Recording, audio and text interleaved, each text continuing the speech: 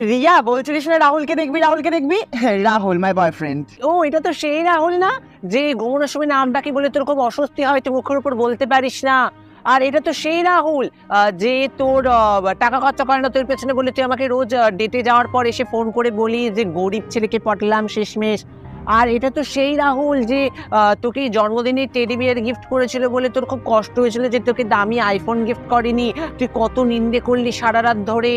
আর এটা তো সেই রাহুল যে ভালো করে কিস করতে পারি না, মুখ থেকে গন্ধ বেরোয়, তুই বলেছিলিস নাকি তোর কিস করার পর নাকি গা গুলি উঠেছিল। আর এটা তো সেই রাহুল যার বাবা মাকে তোর খুব একটা পছন্দ না, খুব গেও আনকালচার আনক্লাসি টাইপের নাকি। আর এটা তো সেই রাহুল যাকে তুই পটিয়েছিস মাত্র 2 বছরের জন্য, কারণ 3 বছর পর তোর এক্স ফিরে আসবে বলে দিয়ে গেছে, তাই মাত্র টাইম পাসের জন্যই পটিয়েছিলিস। ঠিক আছে, অ্যাম আই রাইট? এটাই সেই রাহুল। থাকো তুমি। রাহুল চলেও গেল। এটা চলে গেল কেন? আমি এমন কি বললাম?